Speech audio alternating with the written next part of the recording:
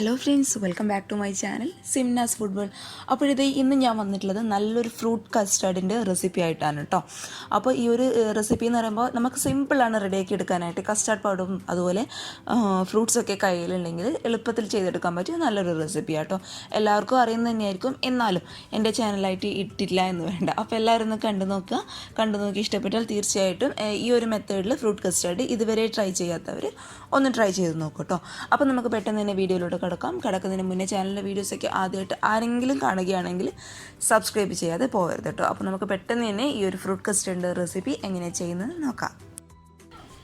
ഈ ഒരു fruit custard റെഡിയാക്കാനായിട്ട് നമുക്ക് മെയിനായിട്ട് വേണ്ടത് പാലാണ് കേട്ടോ.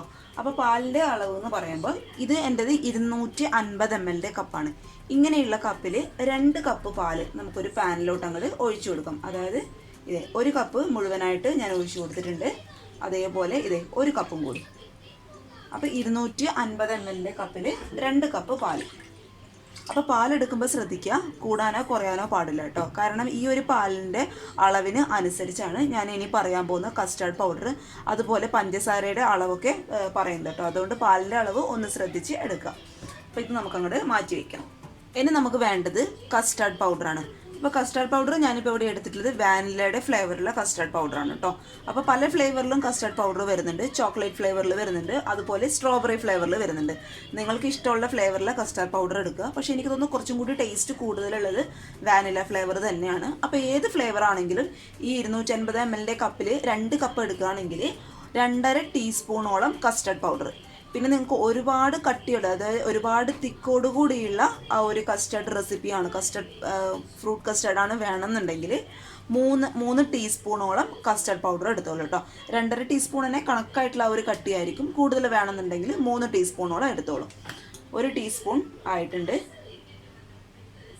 2 ടീസ്പൂൺ, അതേപോലെ ഇതേ 2.5 ടീസ്പൂൺ നിറയെ ഞാൻ എടുത്തിട്ടുണ്ട്.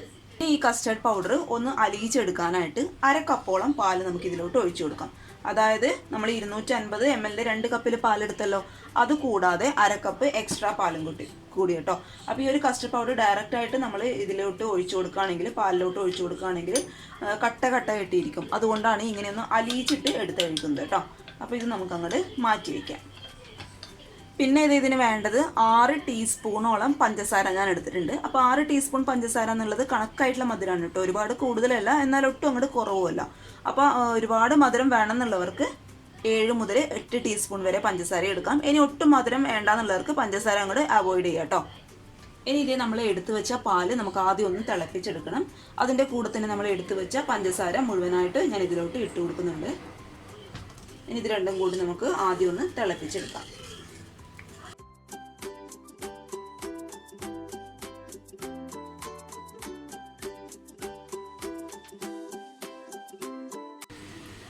അപ്പോൾ ഇതേ നമ്മൾ ഒഴിച്ചു കൊടുത്ത പാല് നന്നായിട്ട് ഒന്ന് തിളച്ച് വരുന്ന സമയത്ത് നമ്മൾ നേരത്തെ റെഡിയാക്കി വെച്ച കസ്റ്റർഡ് പൗഡറിൻ്റെ ആ ഒരു മിക്സ് ഒന്നും കൂടി സ്പൂണ് കൊണ്ട് മിക്സ് ചെയ്തതിന് ശേഷം നമുക്ക് ഇതിലോട്ട് ഒഴിച്ചു കൊടുക്കാം.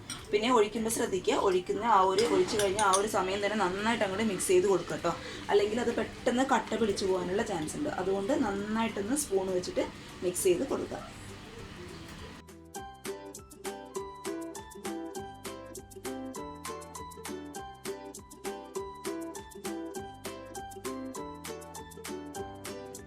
ഞാൻ സ്റ്റൗ ഒക്കെ ഓഫ് ചെയ്തു. ഇനി ഇതൊന്ന് ചൂടാറിയതിന് ശേഷം നമുക്ക് ഫ്രിഡ്ജിൻ്റെ നോർമൽ റാക്കിലോട്ട് 1 മണിക്കൂറെങ്കിലും തണുപ്പിക്കാനായിട്ട് മാറ്റി വയ്ക്കാം കേട്ടോ.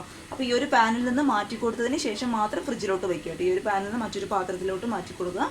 അതിനുശേഷം ഫ്രിഡ്ജിൻ്റെ നോർമൽ റാക്കിൽ 1 മണിക്കൂറെങ്കിലും തണുപ്പിക്കാനായിട്ട് മാറ്റി വയ്ക്കാം. കസ്റ്റർഡ് ഫ്രിഡ്ജിൽ വെച്ച് തണുക്കുന്ന ആ ഒരു സമയം കൊണ്ട് നമുക്കിതിനാവശ്യമായിട്ടുള്ള ഫ്രൂട്ട്സ് ഒക്കെ ഒന്ന് കട്ട് ചെയ്തെടുക്കാം. അതിനായിട്ട് ഇത് ആപ്പിൾ ചെറുതായിട്ട് കട്ട് ചെയ്ത് ഞാൻ എടുത്തിട്ടുണ്ട്. അതുപോലെ 2 കളറുള്ള മുന്തിരി എടുത്തിട്ടുണ്ട് കേട്ടോ. മുന്തിരി ഇപ്പം ഞാനിവിടെ കട്ട് ചെയ്തിട്ടാണ് എടുത്തിട്ടുള്ളത്. അപ്പോൾ എൻ്റെ അത്യാവശ്യം വലിയ മുന്തിരി ആയതുകൊണ്ട് കട്ട് ചെയ്ത് എടുത്തു. അപ്പോൾ നിങ്ങളുടെ കയ്യിൽ കുഞ്ഞു മുന്തിരിയാണ് ഉള്ളതെങ്കിൽ കട്ട് ചെയ്യേണ്ട ആവശ്യമില്ല കേട്ടോ. പിന്നെ ഇതേ മാങ്ങ ചെറുതായിട്ട് കട്ട് ചെയ്തിട്ടുണ്ട്. അതുപോലെ ഇതേ പൊമോഗ്രാനൈറ്റ്, അത് ഇതേ അല്ലി മാത്രം കുറച്ച് എടുത്തിട്ടുണ്ട്. നിങ്ങളുടെ കയ്യിലുള്ള ഇഷ്ടത്തിനനുസരിച്ച് നിങ്ങൾ ഫ്രൂട്ട്സ് എടുക്കുക. നിങ്ങൾക്ക് വേണമെങ്കിൽ പൈനാപ്പിൾ കട്ട് ചെയ്തെടുക്കാം. അതേപോലെ പിന്നെന്താ കിവി ഉണ്ടെങ്കിൽ കിവി കട്ട് ചെയ്തെടുക്കാം, സ്ട്രോബെറി കട്ട് ചെയ്തെടുക്കാം. നിങ്ങളുടെ ഇഷ്ടത്തിനനുസരിച്ച് നിങ്ങൾക്ക് എന്താണോ ഫ്രൂട്ട്സ് കിട്ടുന്നത് അത് കട്ട് ചെയ്തെടുക്കുക കേട്ടോ. പഴം ഉണ്ടെങ്കിൽ പഴം കട്ട് ചെയ്തെടുക്കാം, നിങ്ങളുടെ ഇഷ്ടത്തിനനുസരിച്ച് ചെയ്യാം. അപ്പോൾ എൻ്റെ കയ്യിൽ ഈ ഒരു ഫ്രൂട്ട്സ് മാത്രം ഉള്ളതുകൊണ്ട് ഇത് മാത്രം ഞാൻ കട്ട് ചെയ്തെടുത്തിട്ടുണ്ട്. ഇനി ഇതിലോട്ട് നമുക്ക് 1 ടേബിൾ സ്പൂണോളം പഞ്ചസാര ഞാൻ ഇട്ട് കൊടുക്കുന്നുണ്ട്. അത് നമ്മൾ എന്തിനാ അങ്ങനെ ചെയ്യുന്നത് വെച്ചാൽ നമ്മുടെ ഫ്രൂട്ട്സിന് ഒന്ന് മധുരം പിടിക്കാൻ വേണ്ടിയിട്ടാണ് പഞ്ചസാര ഇട്ട് കൊടുക്കുന്നത് കേട്ടോ. അപ്പോൾ ഇത് 1 ടേബിൾ സ്പൂൺ നിറയെ ഞാൻ ഇട്ട് കൊടുത്തിട്ടുണ്ട്. ഇനി നമുക്ക് ഇതും കൂടി ആ കസ്റ്റാർഡ് തണുക്കുന്ന ആ സമയം കൂടി ഇതും കൂടി നമുക്ക് ഫ്രിഡ്ജിൽ വെച്ചിട്ട് ഒന്ന് സെറ്റ് ചെയ്യാം കേട്ടോ. അത് നന്നായിട്ട് തണുപ്പിക്കാം, കാരണം അപ്പോഴേ നമ്മുടെ പഞ്ചസാരയൊക്കെ ഒന്ന് അലിഞ്ഞ് ഫ്രൂട്ട്സ് നന്നായിട്ട് മധുരമായിട്ട് വരും കേട്ടോ. അപ്പോൾ നമുക്ക് ഇതും ഒരു മണിക്കൂറെങ്കിലും ഫ്രിഡ്ജിൽ തണുക്കാനായിട്ട് അങ്ങോട്ട് മാറ്റി വയ്ക്കാം. അപ്പോഴത്തെ നമ്മുടെ ഫ്രൂട്ട്സും അതേപോലെ കസ്റ്റർഡൊക്കെ നന്നായിട്ട് തണുത്ത് വന്നിട്ടുണ്ട്. കുറച്ചും കൂടി തണുത്ത് കഴിക്കാനായിട്ടോ കൂടുതൽ ടേസ്റ്റ് ഉണ്ടാവുക. ഇനി ഒരു ഫോർക്കോ സ്പൂണോ ഉപയോഗിച്ചിട്ട് ഈ കസ്റ്റർഡ് നന്നായിട്ട് അങ്ങോട്ട് ഒന്ന് ഇളക്കി കൊടുക്കുക. ഇനി ഈ കസ്റ്റർഡ് കംപ്ലീറ്റ് ആയിട്ട് ഞാൻ ഈ ഫ്രൂട്ട്സിലോട്ട് അങ്ങോട്ട് മിക്സ് ചെയ്യുകയാണ് കേട്ടോ.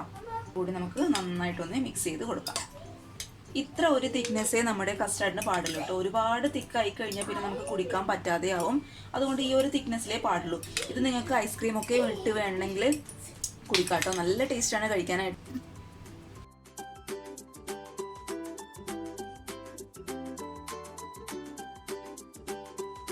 ഗ്ലാസ്സിൽ സെർവ് ചെയ്തതിന് ശേഷം ഒരു ഭംഗിക്ക് വേണ്ടിയിട്ട് ഫോട്ടോ ഒക്കെ വീഡിയോ ഒക്കെ എടുക്കും ഭംഗിക്ക് വേണ്ടിയിട്ട് കുറച്ച് പൊമോഗ്രാനൈറ്റ് ഞാനിതിൻ്റെ മുകളിലോട്ടായിട്ട് ഇട്ട് കൊടുത്തിട്ടുണ്ട്. നല്ല ടേസ്റ്റാണ് കേട്ടോ തണുത്തിട്ടൊക്കെ കഴിക്കാനായിട്ട്. അപ്പോൾ എല്ലാവരും ഒന്ന് റെഡിയാക്കി നോക്കുക. കുഞ്ഞുങ്ങൾക്ക് ഇടയ്ക്കിടയ്ക്കൊക്കെ ഉണ്ടാക്കി കൊടുക്കുക കേട്ടോ. എപ്പോഴും ഉണ്ടാക്കണമെന്ന് പറയുന്നില്ല, കാരണം ഇതിൽ നമ്മുടെ കസ്റ്റർഡ് പൗഡറിൽ കോൺഫ്ലോർ ആണ് കൂടുതലുള്ളത്. അപ്പോൾ ഇടയ്ക്കിടയ്ക്കൊക്കെ മധുരമൊക്കെ കഴിക്കണം എന്ന് തോന്നുന്നവർ, അല്ലെങ്കിൽ ഗസ്റ്റൊക്കെ പെട്ടെന്ന് വീട്ടിൽ വരുമ്പോൾ കസ്റ്റർഡ് പൗഡറിലൊക്കെ നമ്മുടെ വീട്ടിലുണ്ടാകുമ്പോൾ പെട്ടെന്ന് റെഡിയാക്കി കൊടുക്കാൻ പറ്റിയ നല്ലൊരു റെസിപ്പിയാണ് കേട്ടോ. അപ്പോൾ എല്ലാവരും ഒന്ന് ട്രൈ ചെയ്ത് നോക്കിയിട്ട് അഭിപ്രായങ്ങളൊക്കെ അറിയിക്കുക. അതുപോലെ ഈ ഒരു കസ്റ്റർഡ് റെസിപ്പി ഇഷ്ടപ്പെട്ടാൽ ലൈക്ക് ചെയ്യാതെ പോകരുത്. പിന്നെ ചാനലിൻ്റെ വീഡിയോസൊക്കെ ആദ്യമായിട്ട് ആരെങ്കിലും കാണുകയാണെങ്കിൽ സബ്സ്ക്രൈബ് ചെയ്യാൻ മറക്കരുത് കേട്ടോ. അപ്പോൾ നമുക്ക് നാളെ ഒരു നല്ല വീഡിയോ ആയിട്ട് കാണും വരെ thank you for watching Simnas Food World. By.